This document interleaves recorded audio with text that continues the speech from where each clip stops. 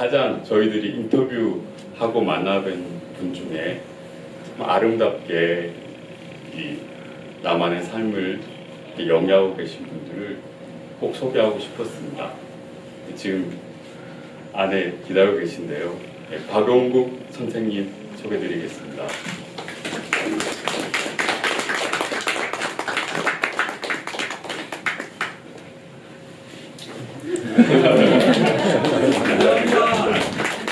게스트도 박용국입니다.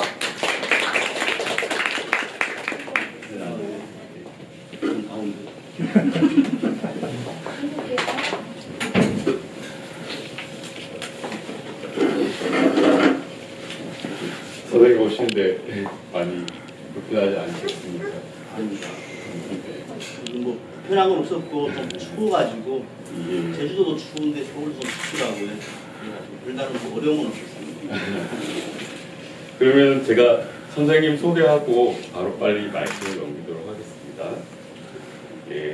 박용국 선생님은 1974년 함경북도 온성에서 태어나셨고요. 이제 20살 되시던 1993년에 첫 탈북을 결심하셨습니다. 이후에 몇 번 두만강을 왕래를 하시다가 이제 그 해에 가족과 함께 탈북을 하셔가지고 중국 연변에서도 한 10년 가량 이렇게 생활을 하셨던 걸로 그렇게 저희가 알고 있습니다. 그리고 이제 그 이후에 2005년에 이제는 남한으로 가셔야겠다라는 이제 결심을 하시고 탈북을 처음 시도하시는데 안타깝게도 그때는 탈북이 실패하셨어요. 외몽골 접경 지역에서 이렇게 붙들리게 되셔가지고 이제 정치범들 수용소에 또 옮겨지게 되시고 그런 일들이 있었습니다. 그리고 그 이후에 이제 다시 친구분과 함께 남한여행을 두 번째 또 시도하셔서 2007년 1월에 드디어 남한 땅을 밟게 되셨습니다. 그리고 지금은 제주에 정착하셔가지고 결혼도 하시고 너무 이쁜 이제 아들, 딸도 이렇게 자녀를 낳아가지고 행복한 가정 이루고 계십니다. 부산 소개했는데 어떻게 괜찮으십니까? 네. 빠진 부분은 없고 잘 소개해 주신 것 같이. 그러면 이제 제가 첫 질문 먼저 드리고 말씀 계속 이어나가겠는데요. 처음 질문 좀 가벼운 질문부터 제가 드리겠습니다. 앞서 저희가 전시 속에서도 말씀드렸지만 그런 체제에 대한 나눠진 이야기라든지 그런 심각성들에 대해 가지고는 뭐 굳이 저희 전시 주제하고는 오히려 맞지 않고요. 오히려 같은 땅, 같은 언어를 쓰고 있는 이제 남북한의 보편성에 대해 가지고 저희가 말씀을 많이 나누는데요. 그래서 마음의 기도의 취지도 그렇고 이런 설을 맞아가지고 이 고향에 대한 이야기로 먼저 시작을 해볼까 합니다. 이 선생님 자고나 자란 고향에 대한 이야기를 간단하게 기억나시는 분들이나 같이 나눌 말씀 좀 들려주셨으면 하는데요.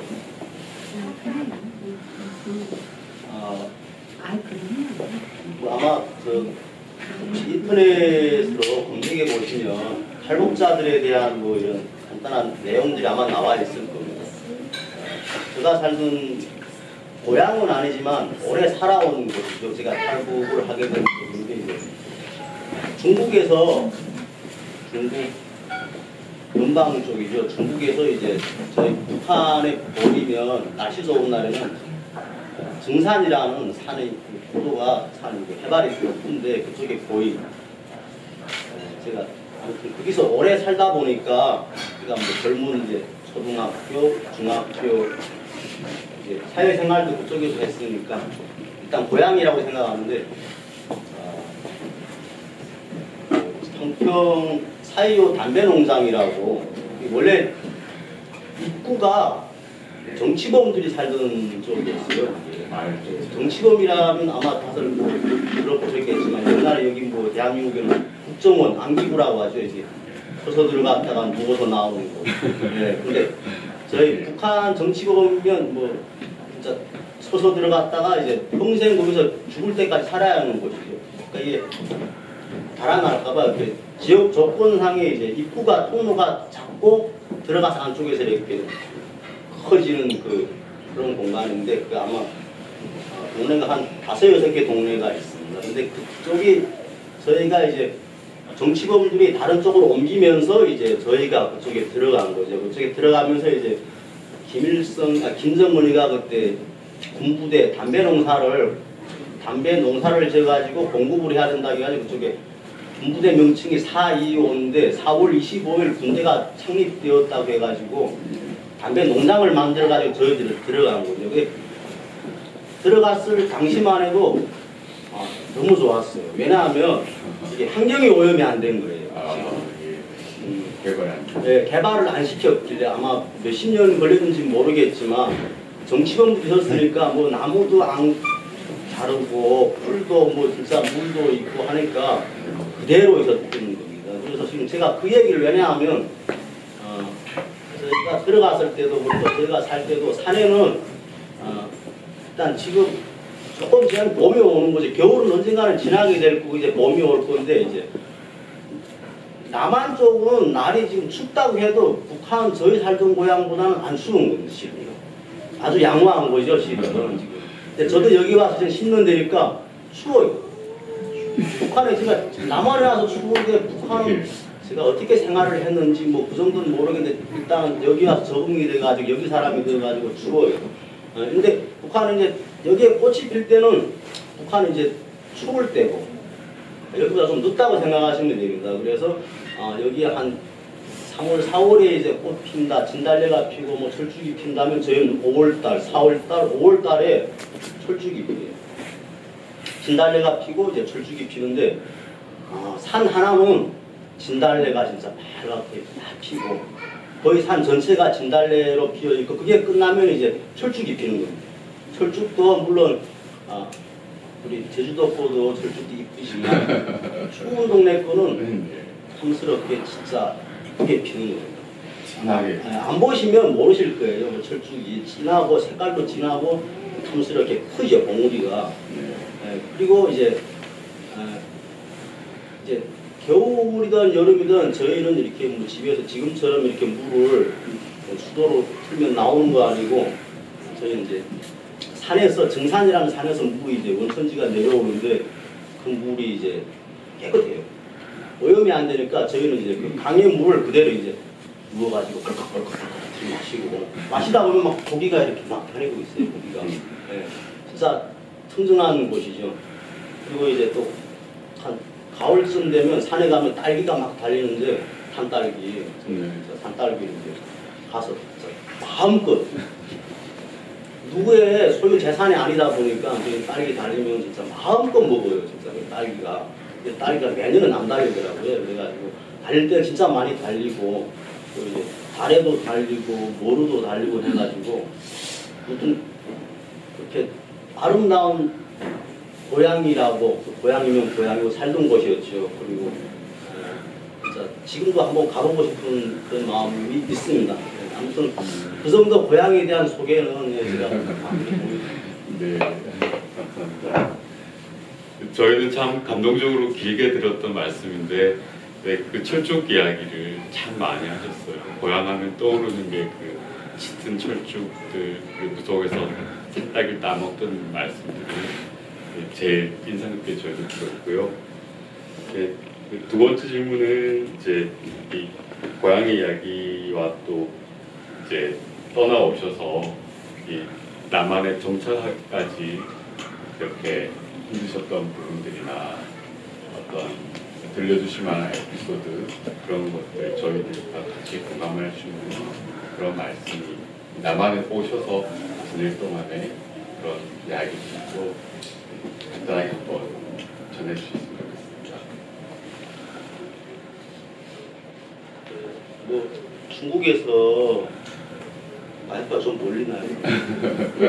중국에서 10년은 살았습니다. 실은 북한 체제에서 제가 어려서부터 철없이 모르면서 산 게 좀 많았고, 좀 초등학생, 중학교 이후부터는 좀 뭔가 철 들어가지고 산 게 한 10년 살았다고 생각하면 중국에서 10년을 살았고, 왜냐하면 이제 제가 중국에서 산 거는 제가 청춘 시기를 진짜 혈기왕성할 때 중국에서 살았으니까 그건 이제 기억도 오래 남는 거고, 중년은 이제 남한에서 사는 거죠. 지금 온 지 10년 되니까 거의 뭐 세계 나라에서 뭐 남한도 같은 나라지만 제가 세계를 넘어온 거죠.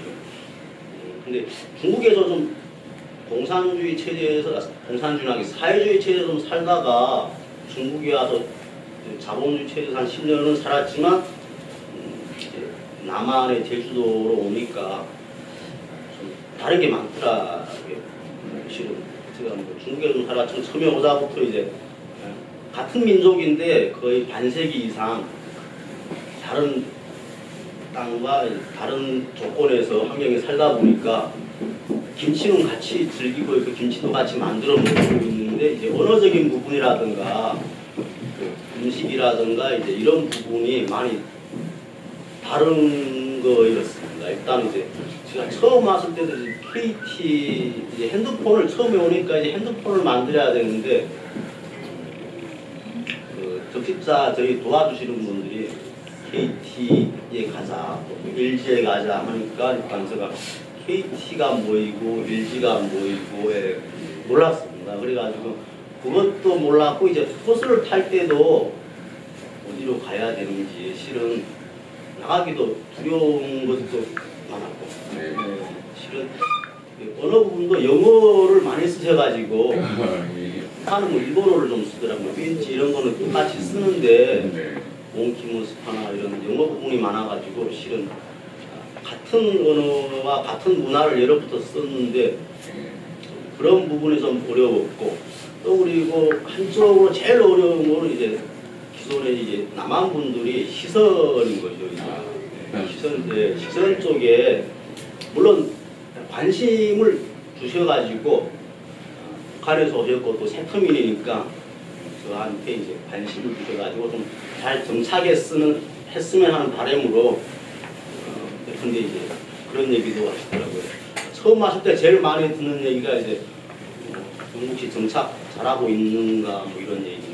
물론 관심이 있으니까 그분들은 예, 저에게 이야기하는 거죠. 근데 듣는 저 입장으로는 왜 남한에 서울에 가면 지하철에 이제 노숙자들도 많고 나보다 정착 못하시는 분들이 많은데 굳이 나는 지금 정착하려고 하고 있는데 왜 볼 때마다 정착을 잘하고 있냐고 물어보고 실은 색안경 끼고 그러니까 그거는 그분들이 제가 받아들이는 입장이 그렇게 받아들이다 보니까 막 그런 것 같아요. 그래가지고 그분은 실은 저를 위해서 관심을 주셔가지고 이렇게 여쭤보신 건데 실은 그 얘기도 저한테는 부담이 됐고 힘든 거예요. 실은 그것도 이제 시선이라고 하면 또 이제 남북한 관계가 이제 좀 안 좋구나 할 때는 이제 주변 분들이 그런 얘기를 종종 하십니다.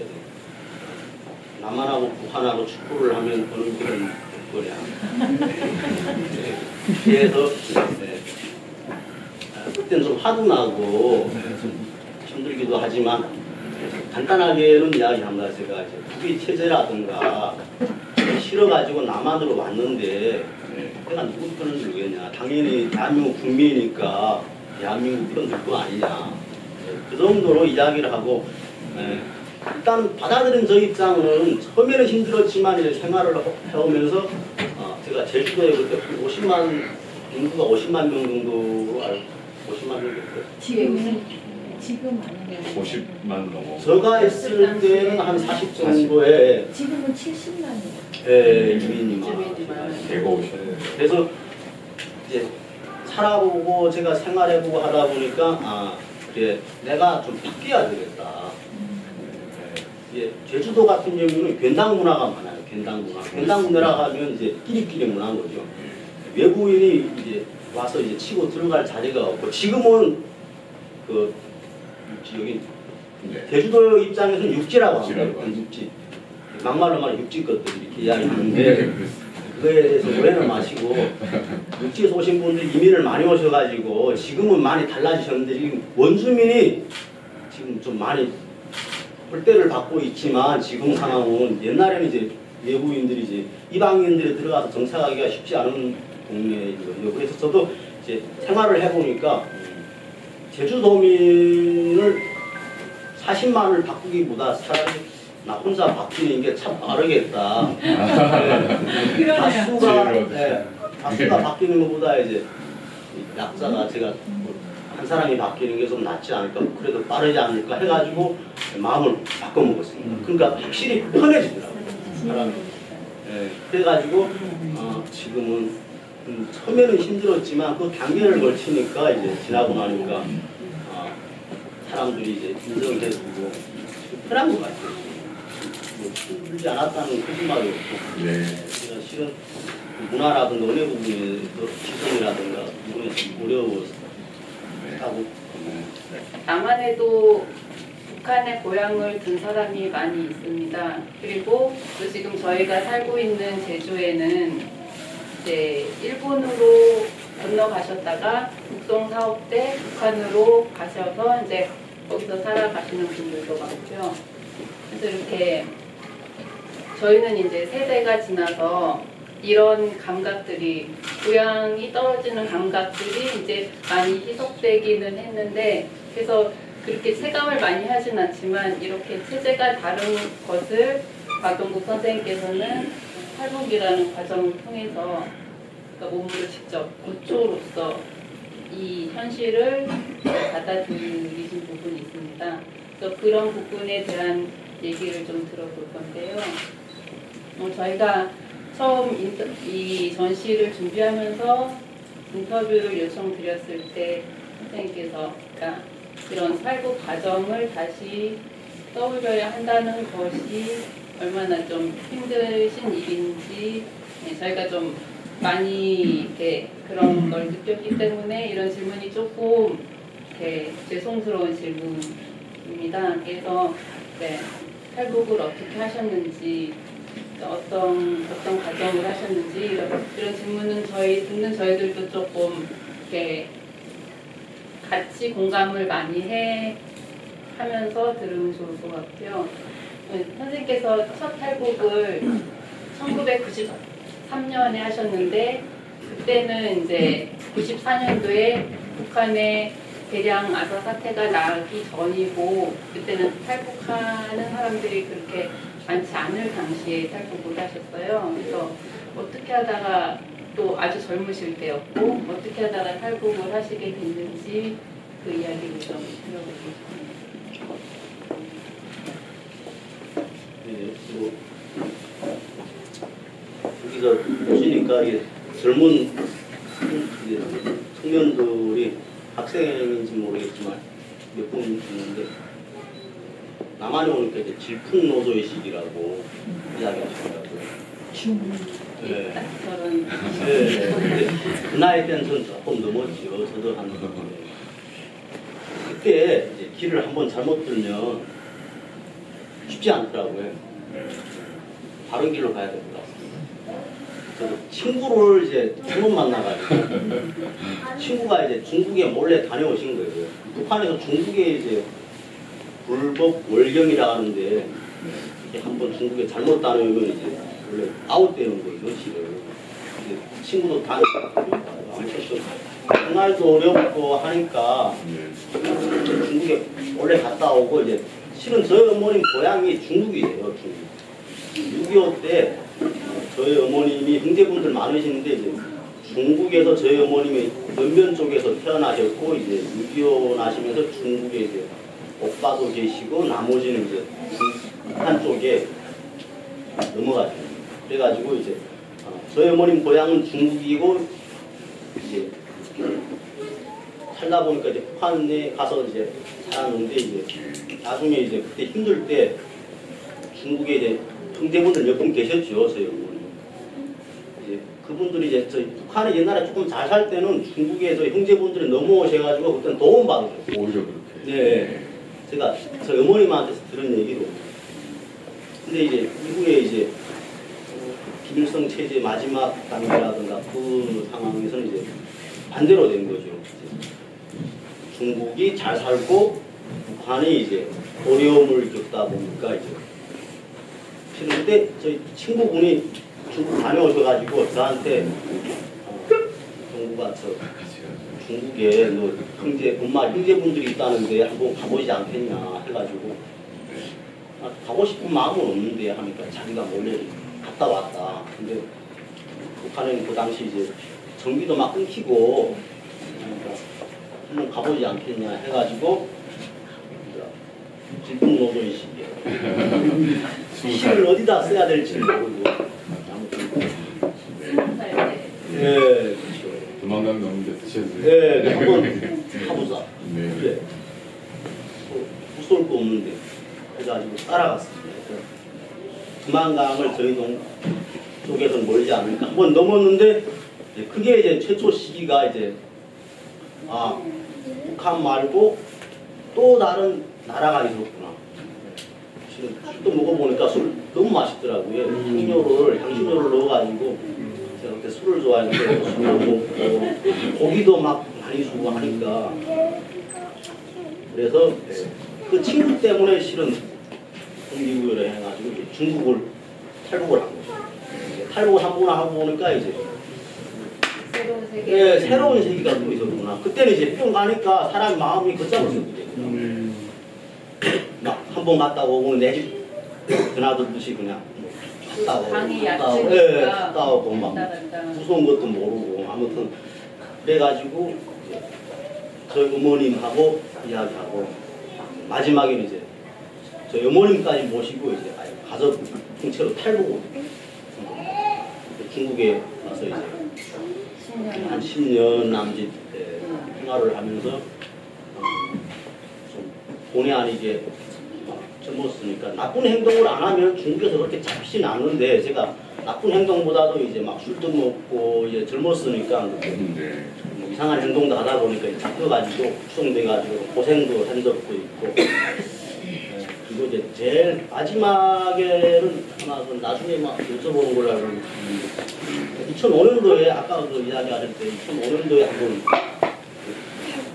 하셨는데 지금 중국에서 10년을 살면서 난민으로 인정된 게 아니고 불법 체류자여가지고 중국에서 잡혔을 경우에는 다시 북송이 되어야 되는 사람입니다. 그 말인즉 이제 북한 사람도 중국이 얼마 합법적으로 안 왔길래 그 사람 법적으로 보호를 받지 못하는 거예요. 그게 제일 중요한 거예요. 지금 우리는 이제 그러니까 대한민국에 와서 제일 아무튼 그게 감동적인 거는 여권을 보니까 제가 여권을 밟고 앞쪽에 이제 외교부 장관이 써 있더라고요. 온 국민은 뭐 어쩌고 해가지고 어느 나라에서 최선을 다해 보호해 주십시오. 이렇게 써 있더라고요. 그게 법적인 보호라는 거죠, 실은. 그런데 이제 저는 불법 체류자니까 그게 이제 해당이 안 되니까 잡히면 북송되고 맥을 맞을 수 있고 죽어도 어디 가서 이제 하소연할 수가 없는 거예요. 공식적으로 이렇게 중국에 온 게 아니니까. 그래서 제가 결론을 나중에는 그 친구분들 가끔씩 이야기는 남한에 가서 그러니까 뭐 잘 살고 뭐 국적도 해주고 이런 얘기를 들어가지고 그럼 보호받는 나라로 가자 해가지고 이제 2005년도에 이제 탈북을 혼자서 시도를 했던 여기까지 탈북을 하다 북송되면은 교화소라는 데를 가는데 교화소는 말 그대로 그냥 강제 노동 한 달 정도 하면은 끝나는 가벼운 범죄예요. 근데 저희가 체제가 갈렸으니까 남한으로 탈북을 시도하다가 북송이 되면은 그때는 이제 정치범 수용소에 가게 됩니다. 근데 그렇게 이렇게 많이 갈리는데도 남한행을 결심할 수밖에 없었던 이유는 방금 말씀하신 신분보장이라는 측면이 가장 크고요. 그래서 남한행을 결심을 하시고 탈북을 시도하셨는데 잡히셔서 이제 북송이 되셨어요. 그럼 이제는 정치범 수용소에 가게 되는 그런 상황이 되는 건데 그거에 관한 이제 정치범 어떻게 하다가 잡히시고 정치범 수용소에서 어떤 그런 고난을 겪고서 있는지 그 이야기를 일단 듣겠습니다.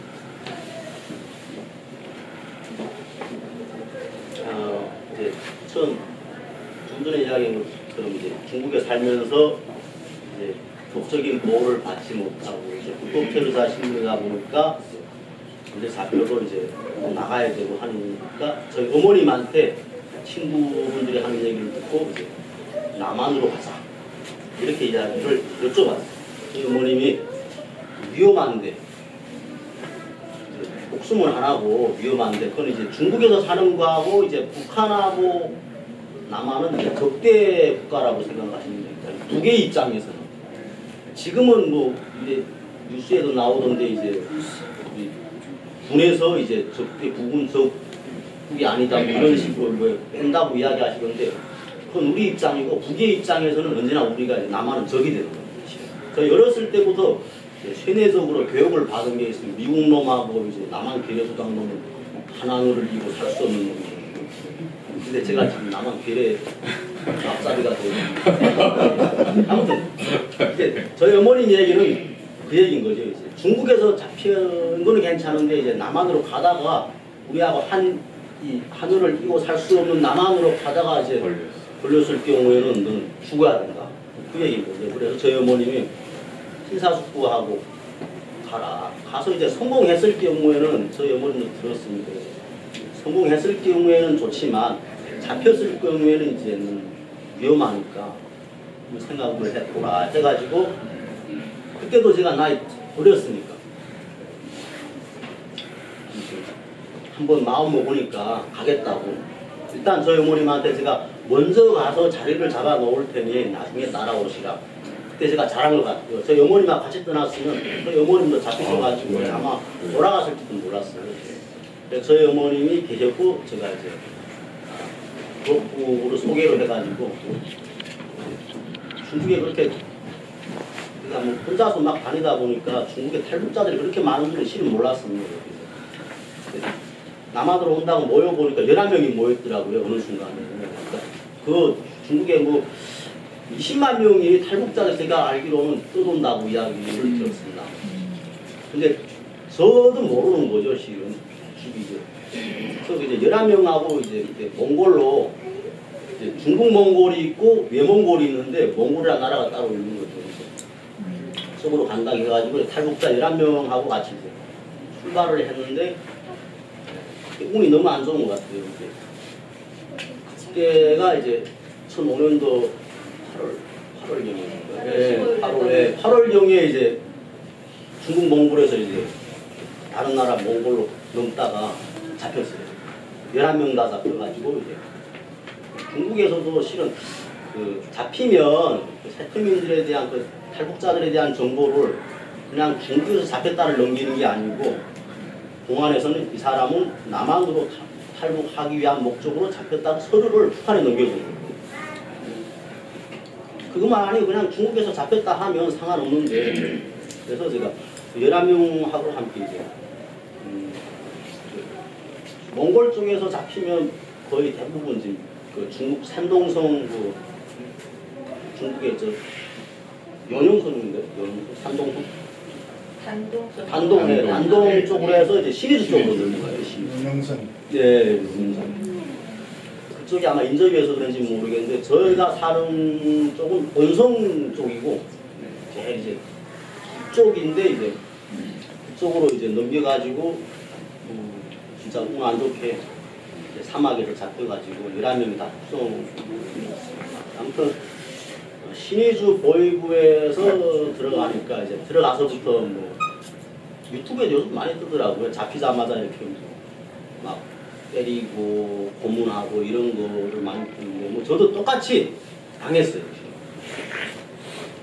그냥 때리는 게 아니고 이제 각자 바꾸먹으로 이렇게 때리고 여성분들도 이제 돌을 묶거나 할 게 있다고 이제 옷을 다 탈의시키고 이렇게 앉았다 섰다를 막 시키고 남자들이 있어도 그러면 신경을 안 씁니다.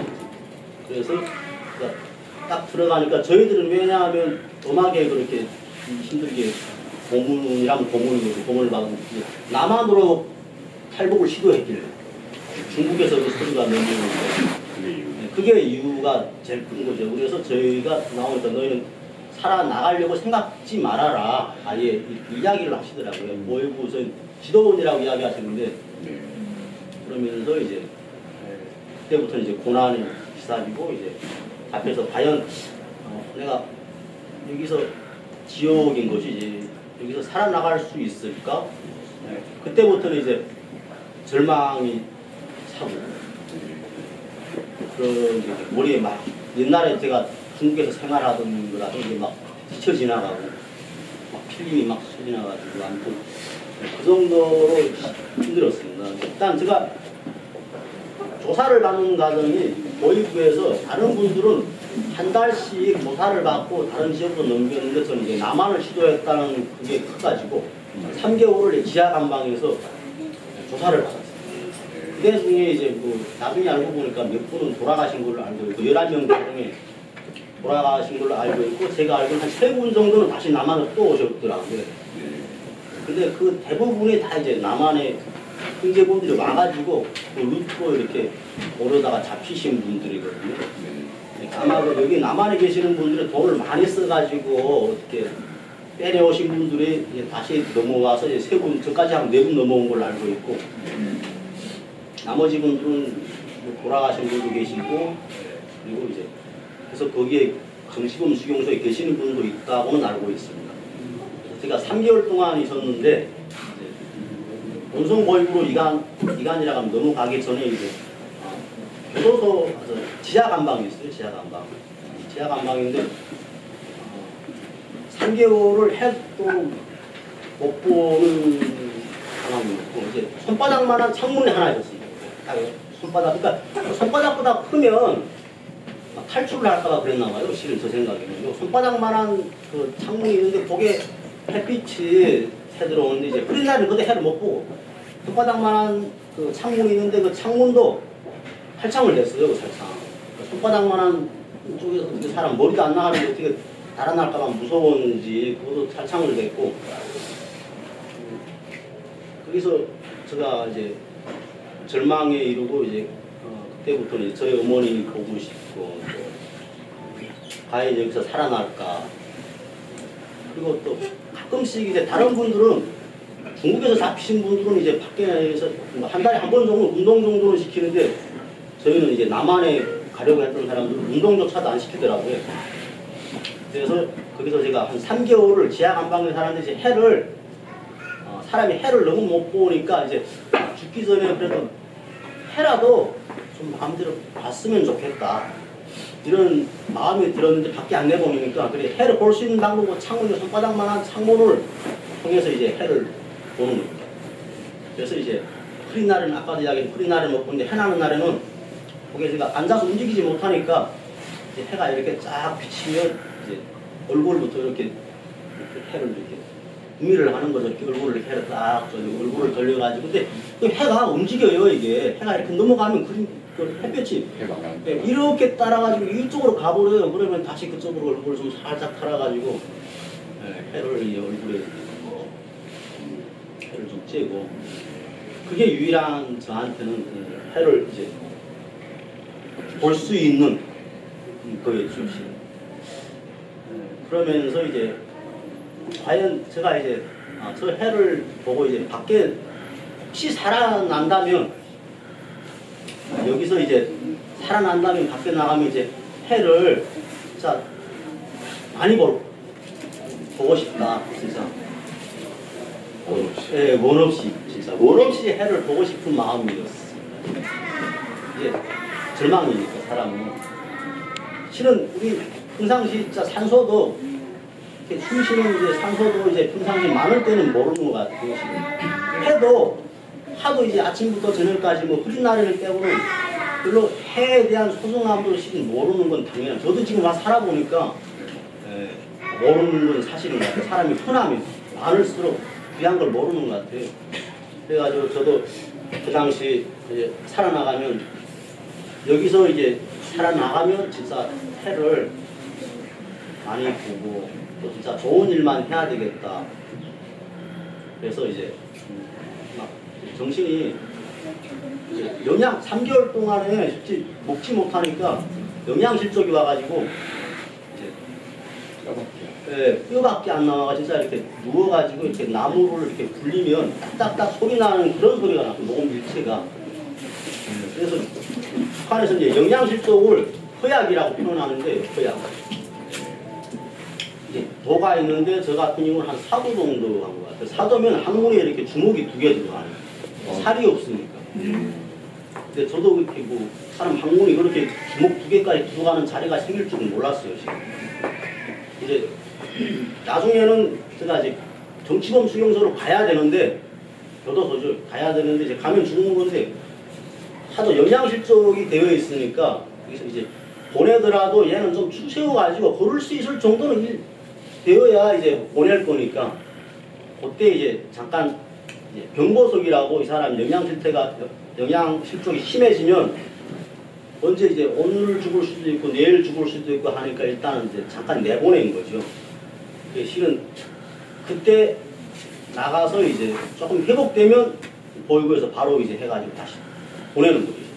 판결도 그냥 알아가지고 다 하는 겁니다. 지금 재판도.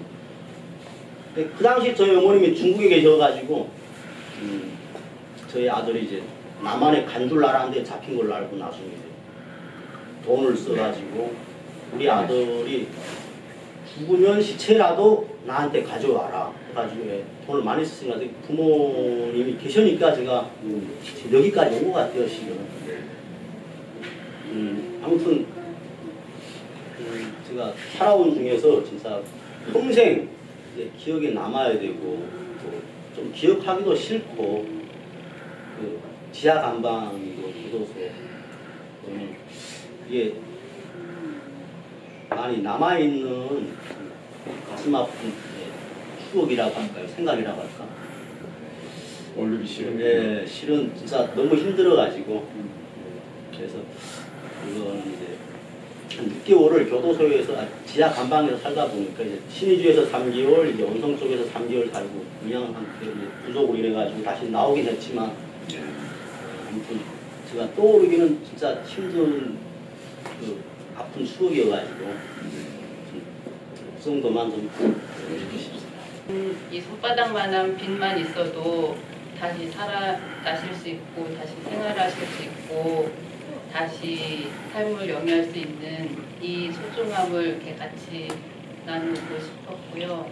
그래서 이제 선생님께서는 그 이후에 잠깐 병보석으로 풀려나신 그 기간 중에 다시 어머님의 도움으로 중국으로 다시 불려오시고 이제 다시 탈북을 남한행하셔서 성공하셔서 지금 이 자리에 계십니다. 그래서 탈북 전 과정에 관한 이야기는 이제 이것으로 하고요. 다음 질문을. 이제 마지막 질문입니다. 너무 이렇게 어렵고 힘든 말씀 저희가 청해서 듣는 것도 굉장히 소중한 경험이 있는데 이 자리까지 와서 또 그 말씀을 한번 재차 들려주십사 하고 청하기도 저희가 마음이 꽤 어려웠다는 거 말씀드리고 싶었습니다. 네. 그래서 그 중간에 이렇게 조금씩 이렇게 궁금하고 알고 싶은 부분들은 저희가 따로 질문을 받기로 하겠고요. 마지막 질문으로 이제 선생님 여기서 아주 아름답게 제주에서 이렇게 지내고 계신데 은성 종합 사회복지관이라는 곳에서 이제 사회복지사 팀장님으로 이제 사례 관리하는 일을 하고 계세요. 그래서 저희가 왕왕 찾아뵙고 하면 정말 이렇게 직업이시긴 하시지만 이 진심을 담아서 이런 이웃들을 섬기는 모습들 저희가 보게 되면은 이 땅 닿기까지 오는 방법도 참 여러 가지로 많은데 정말 가장 힘든 방법도 고초와 순환을 겪고 가장 힘들게 오셨는데 이렇게 아름답게 또 꽃피우시기도 하는구나라고 해서 이런 인터뷰나 작품을 따라서 사는 걸 통해서 저희가 감동을 많이 받고 있습니다. 네, 그래서 이제 끝 질문은 지금 제주에서 사시는 생활들 그리고 선생님께서 제일 자랑스럽게 생각하시는 그런 부분들, 가족들, 그다음에 복지사 활동하시면서 어떤 얻으시는 보람들 이런 것들 마지막으로 저희가 정해 듣겠습니다. 네, 뭐 일단 10년이 되어갑니다. 제가 여기 남한의 제주도에서 생활하고 있습니다.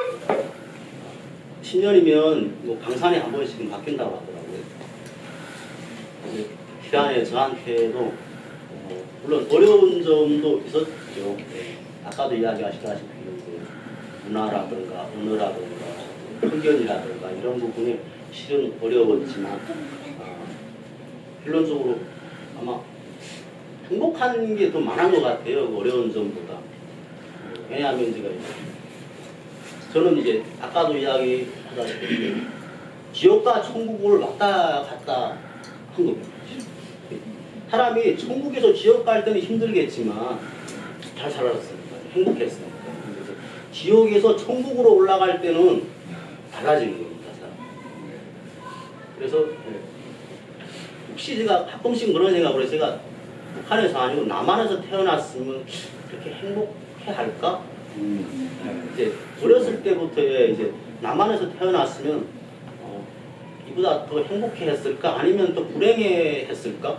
뭐 이런 생각을 가끔씩 해요. 아마 더 나쁜 사람으로 되지 않았을 건가? 뭐 이런 생각도 하는데 그러니까 북에서 살아보고 중국에서도 살아봤고 이제 그 당시에는 물론 어렵고 힘들게 살았고 지금은 제가 할 수 있는 것하고 가정이라는 것이 생겨가지고 행복한 점도 있겠지만 일단 제일 중요하게는 어렵게 힘들게 살아왔길래 나만의 생활은 저한테는 진짜 더 행복한 삶이 아니었을까.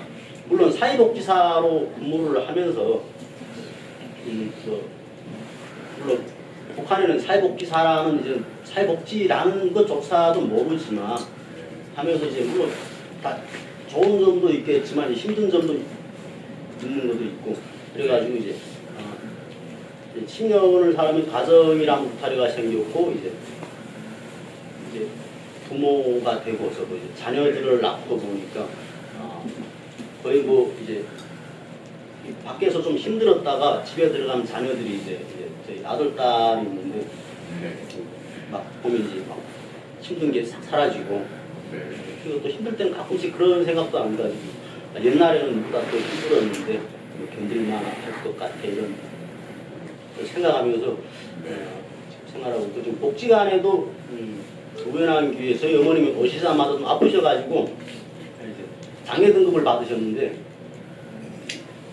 저희 어머님 장애 등급 때문에 병원에 다니면 왔다 갔다 하면서 이제 그때 사회복지를 접하게 됐고 그 사회복지를 하니까 또 해보니까 이제 저한테 적성도 많고 남을 도와주니까 또 행복했고 긍지감도 생겨서 이제 그쪽으로 이제 진로를 이제 접게 전환하게 되어서 가지고 이제 대학을 나오고 이제 아까 이야기하시다시피 이제 40만 명 제주도민을 바꾸지 못할 바엔 차라리 내가 바뀌는 게 낫겠다 해가지고 이제 바꿔보니까 확실히 사람들이 인정을 해주더라고요. 일단은 뭐 누구나 같겠지만 지역은 좁고 길 가다가도 만나는 일이 많은데 일단 성실해야 되겠다는 게 있어가지고 이제 작은 걸 시켜도 아무튼 뭐 뒤로 빼지는 않고 열심히 하다 보니까 이제 제주 지역 사회에서 사람들이 알아주는 것 같아요. 네. 그래가지고 이제 학교를 졸업하고 얼마 안 됐는데 이제 바로 이제 복지관에서 저한테 연락 오셔가지고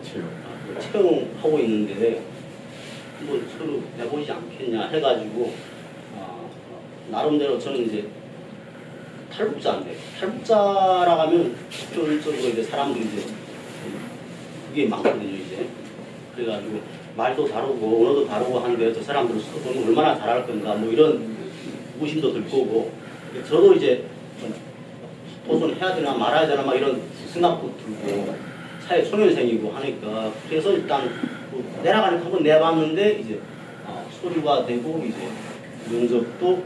면접은 잘 보지는 못했지만 아무튼 마지막으로 해주셔가지고 이제 제가 사회복지사로 이제 금방 이제 입사했을 때, 정직으로 입사했을 때 이제 주위의 분들이 그 얘기를 하시더라고. 직접적으로 들은 건 아니지만 간접적으로 이제 새터민 박영국 씨는 복지사로 이제 정규직으로 들어갔는데 아마 3개월도 못 버텨가지고 아마 사표 쓰고 나올 거다 하시더라고요. 그 얘기를 듣는 순간 오기가 발동해가지고 더 열심히 해야 되겠다. 탈북자라는 좀 타이틀을 좀 돕고 싶다. 뭐 이런 생각에 이제 열심히 한 것 같아요. 그래가지고 지금 어영부영 하다 보니까 7년 되었어요. 네, 그래가지고 그분은 아마 정을 잘못했다고 생각하고. 오늘 잠시. 네, 제가 처음에는 이제 하면서 이제 7년 되는데 이제 7년 되다 보니까 선임이 되고 팀장이 되고 이제 나보다 또 어려운 사람을 돕고 또 거기에서 긍지감도 자긍심도 느껴가지고 지금 행복도가 지금 한 100에서 한 90 정도 행복 지수가 그래가지고 최고다. 후회 없이 지금 살고 있습니다. 네. 그거까지 선생님 자랑. 네, 제일 큰 자랑이. 자랑이 보이는데. 네, 여기 사모님 또 오셨는데. 제 아내분이 네. 제일 이쁘신 분입니다. 네. 제 아내분도 있고 또 제 딸 하나 아들 하나 있는데 그게 진짜 결혼하기 잘한 것 같아요 지금. 그래서 저희 직원 이제 저희 팀에 여자분도 직원도 있는 저 만나 빨리 결혼하라고 자녀들을 보면 진짜 그 이상 행복한 거 없는 것 같아요 지금. 나중에 커서 뭐 말을 안 듣더라도 그때는 그때고 지금은 너무 행복한 것 같아요. 아무튼 저한테는 그게 제일 소중한 것 같아요. 소중한 가정이 생겼고 자녀들이 있다는 게 아마 에너지를 아마 한 120배들 20% 정도는 올려주는 것 같아요. 제일 자랑하고 싶습니다. 그리고 또 하나는 이제 제주도에서 제가 이제 저 스스로 이제 집도 사고 그래가지고 나름대로 그런 좀 자랑하고 아직 합치는 못하고 있지만 네, 큰 자랑. 아무튼 재산도 굵고 가족도 굵고 행복합니다. 네.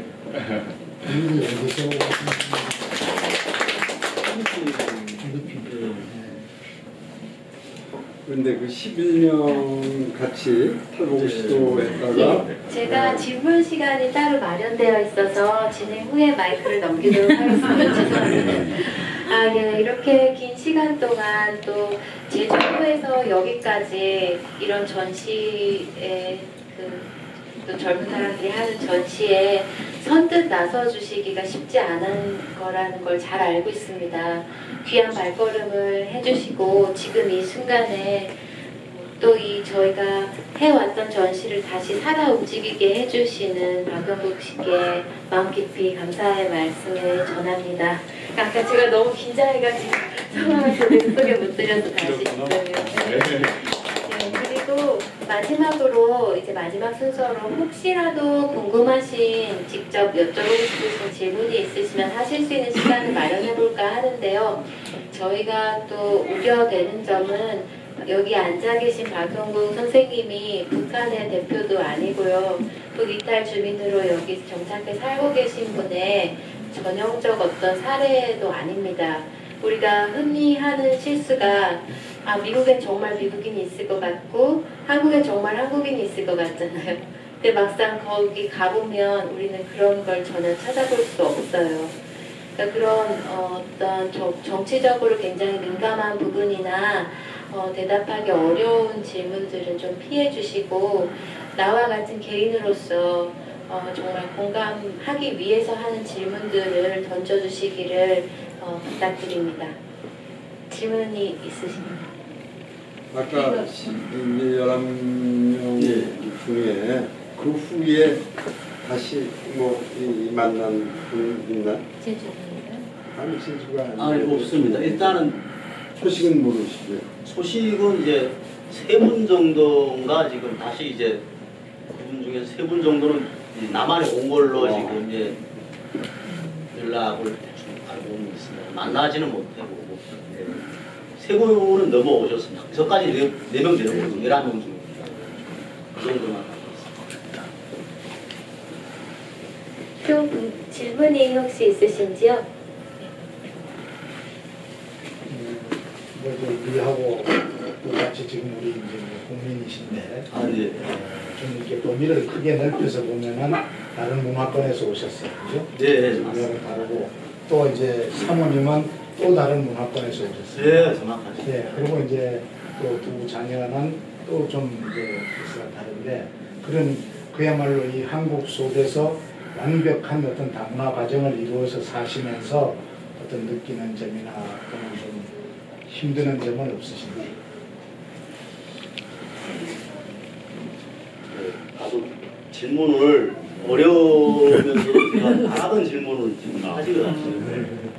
제가 저희 아내분 만났을 때 보통 탈북자들은 중국에서 이제 체류를 하면서 이제 불법 체류자로 계시면서 중국 분들을 많이 만나고 오신 것 같아요. 또 여성분들은 남편들을 많이 만나고 오는데 저는 이제 참 이상하게 필리핀 분을 만나 있습니다. 그래서 이제 주위의 분들이 저한테 그 얘기를 자주 하시거든요. 니도 정착을 잘 못하는 놈이 그 어려운 그 언어도 다르신 분 모셔다가 어떻게 살 거냐 이렇게 여쭤보시는 분들이 많으셨어요. 실은 저도 이제 결혼 전까지는 아예 모르시는 분이 차라리 나을 거다. 이제 아이들이 커가는 걸 보면 이제 어렸을 때 모를 때 이제 교육을 시키면 잘 따라주거든요. 이제 저도 이제 그런 착각을 한 거죠. 저희 아내는 이제 애가 아니고 다른 필리핀 나라에서 이제 저하고 문화가 다른 또 나라죠. 그 나라에서 이제 한 30년을 살아온 사람을 제가 바꾸려고 노력 마음 먹은 거죠. 이제.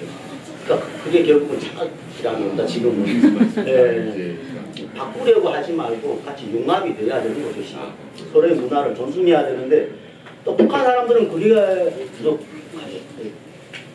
남성 우월주의라고 남자는 하늘이고 여자는 땅이다. 지금 여기서 그런 얘기를 하면 저 입장이고 잘못하면 맞을 수도 있거든요. 그게 있어가지고 그게 좀 심해가지고 실은 서로 갈등이 많아가지고 막 서로 수면 안 맞고 막 심각심도 하고 가정이 이제 위기 상황으로까지 갈 정도였지만 이제 주위의 분들이 좋으신 분들이 계셔가지고 도움을 많이 주셔가지고 아마 지금은 아주 행복하고 실은 자녀 문제도 장단점은 있긴 하지만 지금은 장점이 더 많은 것 같아요. 실은. 특히 이제 이런 부분은 제가 이제 개인적으로 눈은 작으니까 아내분 닮아가지고 자녀들이 눈이 커가지고 좋아하는 부분이고 그거는 좋은 부분이고 이제 자연상 싱가포르도 이제 또 하나는 이제 아내분이 이제 따갈로그하고 영어를 같이 쓰는 나라이고 물론 지금은 안 가르쳐 주겠지만 나중에는 가르쳐 드릴 것 같아요. 그 나라에 또 외교관들이 있고 여러 가지 이제 언어적인 부분이라든가 지금 남들보다 우월하지 않을까. 또 제가 중국에서 이제 10년을 처리하고 중국어를 잘하니까 물론 시간이 가고 세월이 흐르면 저도 중국어가 생각이 안 날 수도 있겠지만 그런 정도 기초는 되어 있으니까 아이들한테 가르쳐 주시고 자녀 양육에는 실은 어려움보다 도움이 되고 이제 혹시 다문화하고 세터민이니까 학교에서 애들이 그런 편견을 인해 가지고 왕따라든가 이런 것만 없으면 실은 장점이 더 많다고 생각을 합니다. 그래서 지금 제주도에 10년 되어 가지고 처음에는 뭔가 신청을 하면 잘 됐어요. 잘 됐다는 거는 뭐 이렇게 뭐 도움을 요청하면 잘해줬어요. 근데 이제는 이제 복지사로 사회복지사로 7년 넘게 근무를 하고 이제는 집도 있고 차도 있고 아내분도 일하고 저도 일하고 하니까 정부에 뭘 신청을 하면 다 탈락되고 내는 세금은 너무 많고 그래서 저희 기간에 가끔씩 웃다가 제가 저는 다문하고 세터민인데 좀 도와달라 하면 사람들이 그 얘기는 옛날 얘기는 써먹지 말아라. 그 정도만 헌터민이니까 써먹지 말아라 해가지고 그래가지고 이제는 쓰지 못하고 있습니다.